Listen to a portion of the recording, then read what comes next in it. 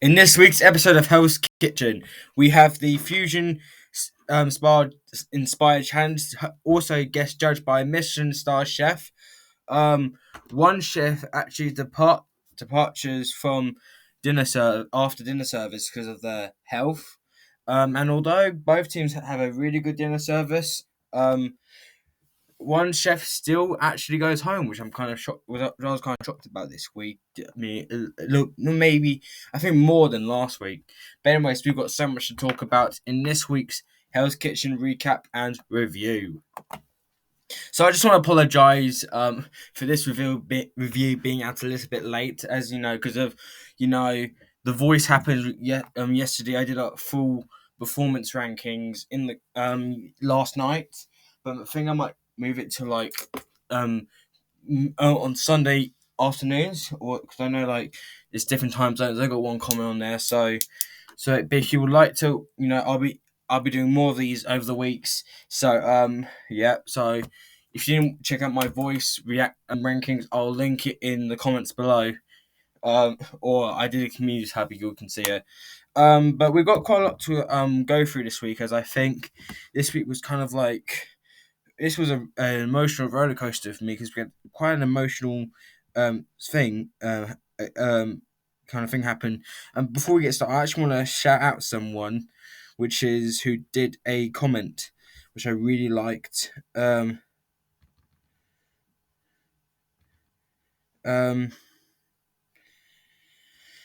yeah, I got it up. So I actually want to give a shout out because, as you know, last week I mentioned how shocked I was with Melissa leaving, getting eliminated, and I need to shout out this person because they did brilliant.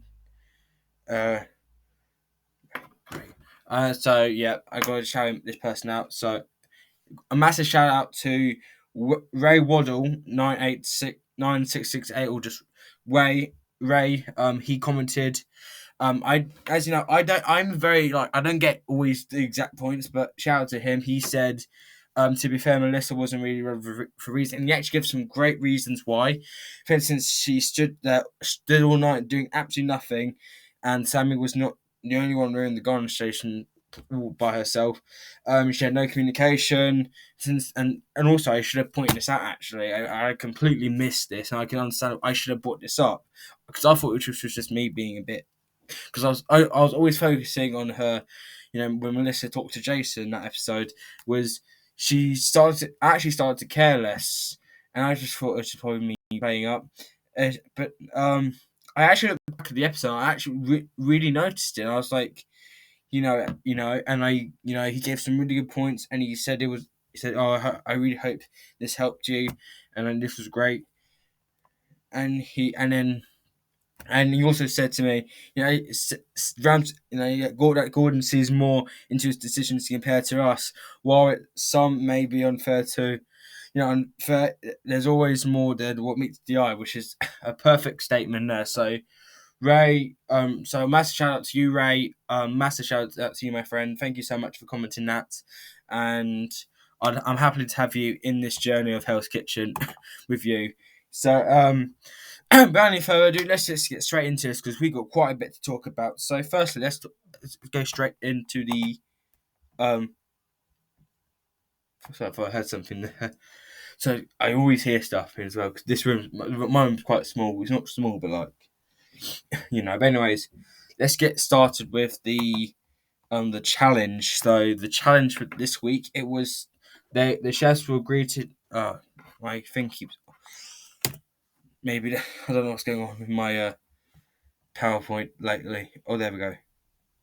Because sometimes my PowerPoint can sometimes play up. There we go. Okay, fix that now. Anyways, the chefs were greeted on a soccer field or football field, is what we call in the UK. The UK and the US, we've got so many. Yeah, we got so many differences that it's hard to explain. But anyways, we had Alexia Lawless as part of the next challenge, where they would have to pair up and kick balls at the targets placed in a soccer net. Determine the two styles of fusion. I think fusion cuisine. Okay, they would have to cook him. And we had so basically they had the the football, and they kicked it, and that's what I got. I can't exactly remember what everyone got, but anyways, we had guest judge Tony Messina, which I never heard of before, which is a Boston chef, and he's won the he was the next chef. Yes, basically, you know. I bet there's barely chefs I down there apart from, I don't really know, apart from like Wolfgang Puck and I think you know um so that's what happened. And then the men once again, and the men scored the first 2 points with no, the men scored with, and then the women scored the next 3 points. And then Ryan's fresh French Japanese dish beat out Renisha's to tie things up, and then Jonathan's Japanese Thai dish actually beat Carmen to secure the fourth consecutive challenge win for the men. And the men have really dominated the challenges so far. They've dominated the challenges so far, which is like, it's so surprising because I don't remember the first people to win the first four challenges it's mental. Right? It's just like, but when they're in the challenges, they are amazing. Um, and then Tony and Gordon then voted Jonathan's dish as the best of the night, which won him 2 tickets to a tour of Allegiant Stadium, which is a stadium in the Western United States, which is in Vegas. And I mean, I'm good on him, on Jonathan, because he's been like one of the, like, so far he's been like he's everybody's favorite, and I absolutely love the guy. I'm rooting for him. I am rooting for Jonathan to win this whole thing. I'm hoping he wins it. As of right now, my money is between. I think as of right now it's between Jonathan and Ryan. I think either of those two, I think, in my mind, are going to win it. And one chef actually stands out during the show, which spoiler, it's on the blue team. I'm not going to say who, because it's a chef didn't think would actually. I didn't expect that from. But anyways, back to the review. Because that's what we like to do. So the men spent the afternoon playing bubble soccer, which is basically, as you can see on the screen, they were in like these giant ass bubbles, like not actual, but like, you know what I mean. You see them on YouTube, and then they're playing football inside them, which I just thought was so cool. And they got a coffee machine, which is, in our house we don't have a coffee machine. Everything's done by the kettle. So, and then the woman had to shuck peas, dice pancetta, and then grate Parmesan cheese by hand to prepare carbonara for service. And that now I want to talk about Brad quickly, because he mentioned that 6 weeks before the show he went into surgery, and I believe he mentioned he went within, so basically had surgery shortly. I can't exactly what kind of surgery it has, but like, it was really sad to him talk about that, because surgery is not, it's such a sad thing. It's just not. It's really not nice to have a surgery. And of course, and God bless him as well for talking about that. Okay, but let's just get into this service, because it was the strongest. It was a very good service to both teams, although it had some little hiccups there and then. Anyways, so as we always do, we start with the men's team. So we always start with the men's team first. So the men, they push through the appetizers thanks to Demir's vocal leadership, and which we'll get to him just after this. And despite Demir's struggles on the scallops and on entrees, Jason, once again, he dropped and hit the fish too early, causing them to bring cold steak to the pass. But however, they definitely bounced back from their attempt, and they completed the service, and it was a strong service for them. And let me tell you, Demir's leadership. He was his vocal leadership were on point tonight on that episode. Even Gordon said that's the best I've heard you. That's your best service by an absolute mile. And he led the team. He led the blue team to victory. And he even said to Brad, he gave him. He said, take a deep breath. He actually did like a breathing like exercise, which is so sweet of him. I do that a lot. I am a nervous wreck to everything. So that so. But anyways, I think Demir absolutely nailed service. He really led the team, and I didn't think I'd say this. I didn't even think of this in the first episode. Despite his 1 out of 5 signature is scoring one on his signature dish, I think he's kind of like really progressing up here. So he's like I to the point that I actually think he could be the one of the black jackets. I think I didn't think he'd be a black jacket, but it's strongly feeling like he's going to be having a black jacket. And maybe if he does improve a lot, he could be in the final, maybe along with Jonathan. Maybe that's just me. Like that might be me just being really exaggerating a lot, but really, he really did well. Uh, which I think is just. I mean, he did phenomenal. So I really liked him as well. But anyways, let's get back to the red team. So the red team, so the red team also had a near perfect service, and only except for really Renisha, who caused the fire on the fish station. She overcooked the scallops, needing Donya's help to get organised. And I think Sandra was struggling as well. Can't exactly remember what, but she definitely. I think Sandra did get you know yeah. But anyways now this is gonna be kind of the sad part of the video because this is about Brad and it's like he so Gordon praised both teams. He even praised Donya and Jameer. Um, okay. He praised both of them for their service tonight. And then he asked Brad how he felt, and he admitted that he didn't feel right.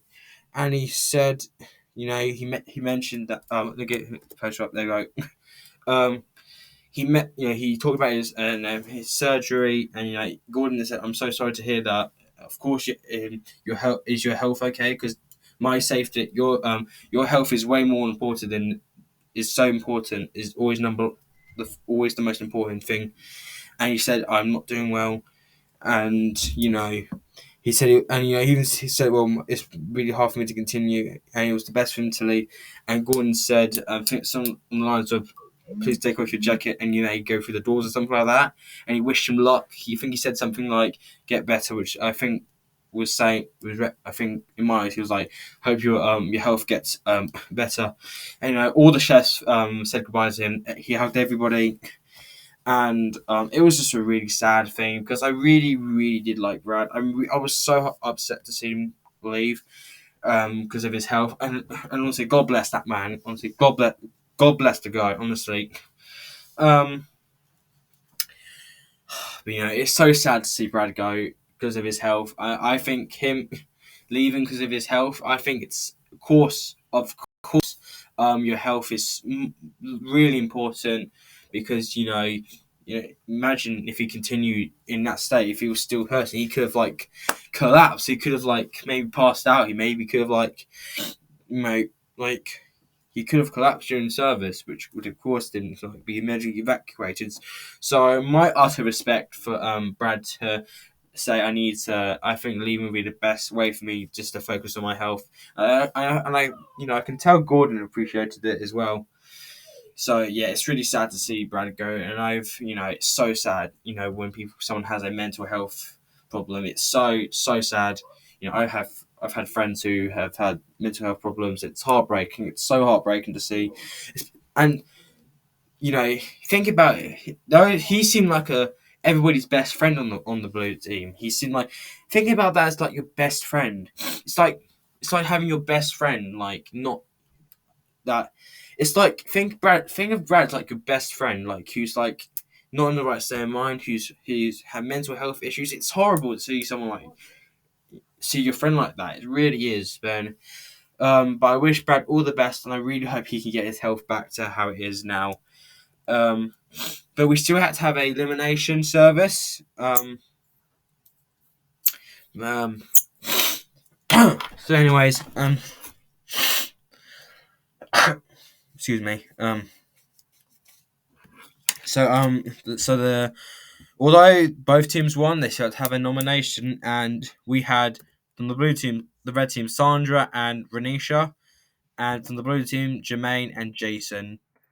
I'll be honest with you, I think I had a feeling. I actually thought Sandra was going to go home, but it was actually Renisha who went home due to it was her for it was due to her lack of improvement throughout the five services and lacking enough of her experience.